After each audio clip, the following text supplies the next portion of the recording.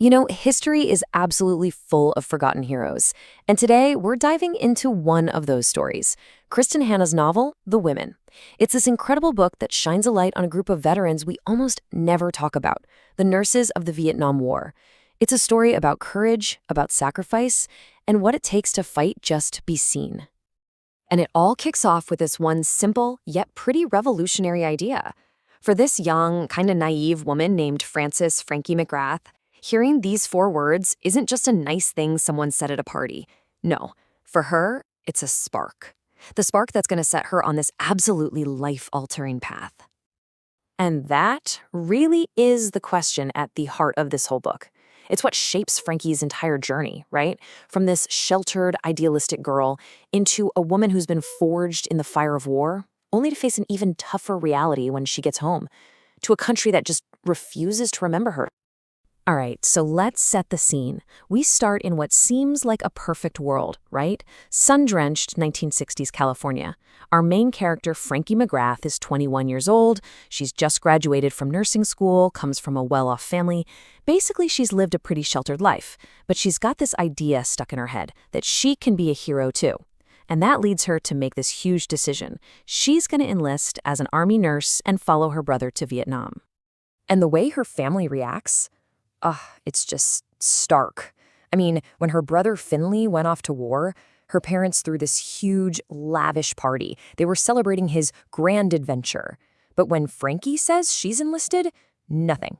No party, just shock, disbelief. The message is loud and clear. In their world, being a hero is a man's job. And her mother, her words aren't exactly a good look. They're a warning.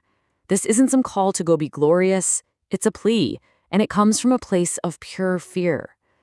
And this is really the first big sign for Frankie that her dream of being a hero is about to crash right into what everyone, including her own family, expects from a woman. Then something awful happens, even before she ships out. Her brother Finley is killed in action.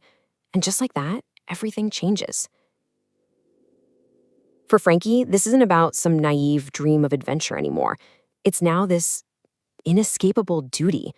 It's a promise that's been sealed by grief, and there is absolutely no turning back.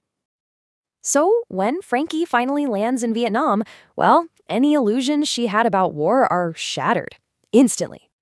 The gap between what she thought it would be and what it actually is, it's just jarring. She thought she'd be serving with her brother in what her dad called barely a war, but what she gets, from day one, is the grim reality. Getting sick from the water, the total chaos of mass casualties, and this slow, dawning realization that just surviving is a brutal, daily fight. And let's be super clear about this. A mass cow isn't just, a busy shift at the hospital. It is a relentless, overwhelming flood of terribly wounded soldiers. For a nurse who's brand new, like Frankie, it is a total baptism by fire. So after her first, just horrific mass call, Frankie is completely devastated. And that's when a tough veteran nurse named Ethel comes up to her. And there's no sympathy, no, they're there, just this brutally honest question that forces Frankie to face the cold, hard facts of her new life. And right there, in that moment, something clicks for Frankie. She gets it. Surviving in this place isn't about turning off your feelings. It's about learning how to hold everything at once. The grief for the soldiers you lost, the terror that you're not good enough, and somehow still find the strength to do your job. This is the moment the girl really starts becoming a combat nurse. Okay, so after 2 incredibly grueling tours, Frankie finally gets to go home. But she finds out pretty quick that the war in Vietnam, that was only the first battle. Her toughest fight is just getting started, and it's happening right here, back in the States. Literally the moment she steps off the plane, this is the welcome she gets. Not thank you for your service, but spit and insults. No hero's homecoming. Just this shocking, raw hostility from war protesters who see her uniform and immediately label her a monster.